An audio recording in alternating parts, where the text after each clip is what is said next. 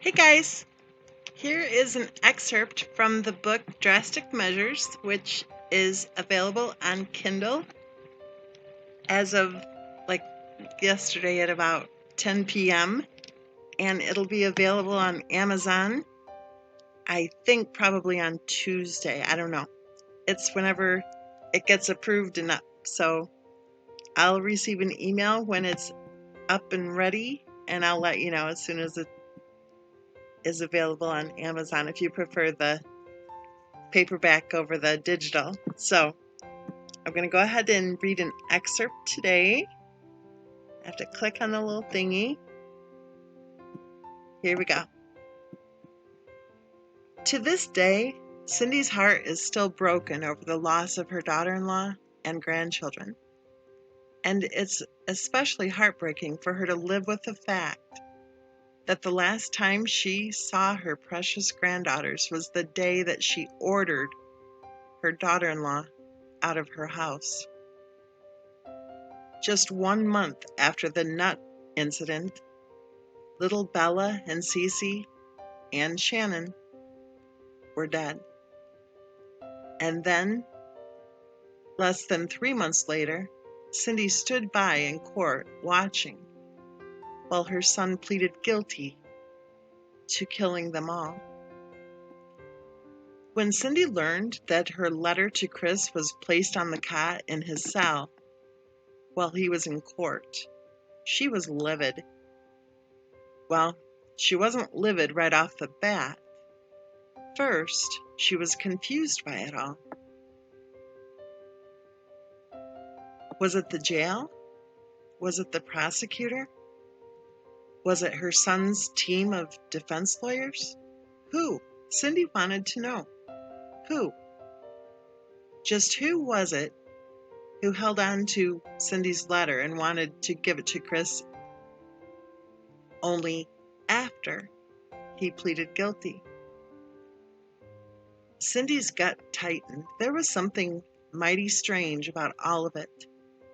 His lawyers flying to North Carolina, Chris not being allowed to call her for 45 days, and then she learned they wouldn't even let him have her letter until after he pleaded guilty. What would have been wrong with a letter? Did I say something wrong in my letter? What is it they didn't want Chris to hear? Cindy thought about her letter and wondered if maybe she said something wrong, and that's why they didn't give the letter to Chris until after he pleaded guilty. That still wouldn't make sense, though. Who were they to decide whether Chris should read a letter from his own mother? While I was saying to Cindy that it made no sense at all, she was still considering if maybe she said something wrong. That's Cindy's style. No matter what, she searches for ways to blame herself for anything that goes wrong. Just like with the nut meltdown, Cindy blames herself for not knowing how to help Shannon calm down. While at the same time, I'm saying to Cindy, if it were me, she would have been pepper sprayed and the police and ambulance would have been on their way. While Cindy can spend 30 minutes straight explaining exactly how many razor blades are in her house, too, and exactly where they are located, the kitchen and the bath, and that they are both safely tucked away and that there was just no way that Bella and Cece could have ever reached them. I'm filling in any gaps in the discussion by saying that it sure sounds to me like Shannon was hallucinating and needed an ambulance. Speaking of hallucinations, did you know that Shannon posted a comment in one of the many support groups she belonged to on social media asking about seeing and hearing people who weren't there? She quickly added to her own comment that she was asking on behalf of her daughter Bella. The Hunbots, subscribing to the all evil versus pure saint narrative in the case of Christopher Watts, explained that Shannon was only asking because when Bella had high fevers from her familial Mediterranean fever, Then sometimes she would see and hear people who weren't there. So while Cindy was worrying that maybe she said something wrong in her letter, and I was saying, wow, this case just gets stranger by the day, gradually, Cindy reached the point of anger. Now remember that Cindy is very slow to anger or to ever confront any issue head on. Instead, when she has a question, it seems she follows the same pattern. Instead of picking up the phone and demanding answers, she picks up the phone and talks about her questions. Then she worries a lot. Then she tries to figure out a way to somehow blame herself for whatever it is that's bothering her at the time. And then she continues to follow the same pattern: wash, rinse, repeat. She wonders, she questions, she worries, and then she tries to find a way to blame herself. But every once in a while, Cindy is able to get in touch with her anger. Who the hell are they? Was it the prosecutor who didn't let him call? Was it the police? Who held on to my letter? Was it his lawyers who didn't want Chris to see my letter?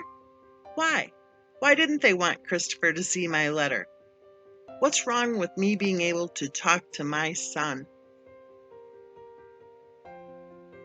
Cindy didn't like how it was appearing, as if there was something pretty shifty going on.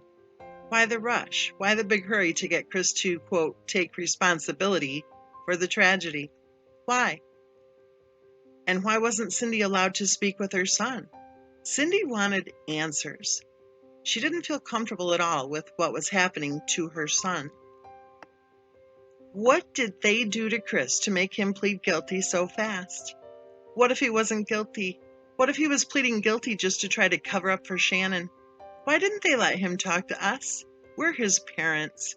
We're his family. We have the right to speak with our son. We just want to know the truth about what happened. We just want to know the truth.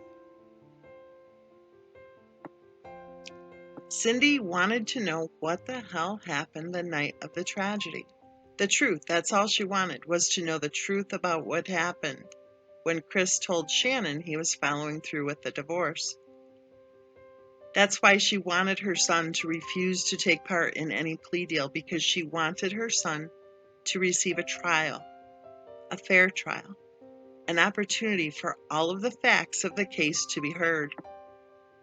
Cindy wanted to see the evidence for herself so she could learn exactly what happened, exactly what evidence the state even had against her son in the first place. And so the court could hear the truth, the whole truth, and nothing but the truth about how her son and her granddaughters were being treated by her daughter-in-law leading up to the tragedy. Cindy wanted the court to know that it was Chris who was taking care of Bella and Cece, that it was Chris who worked hard to support the family, that it was Chris who didn't have a temper, that it was Chris who had never mistreated his wife and children, that it was Chris who was known to always blame himself anytime Shannon lost her temper.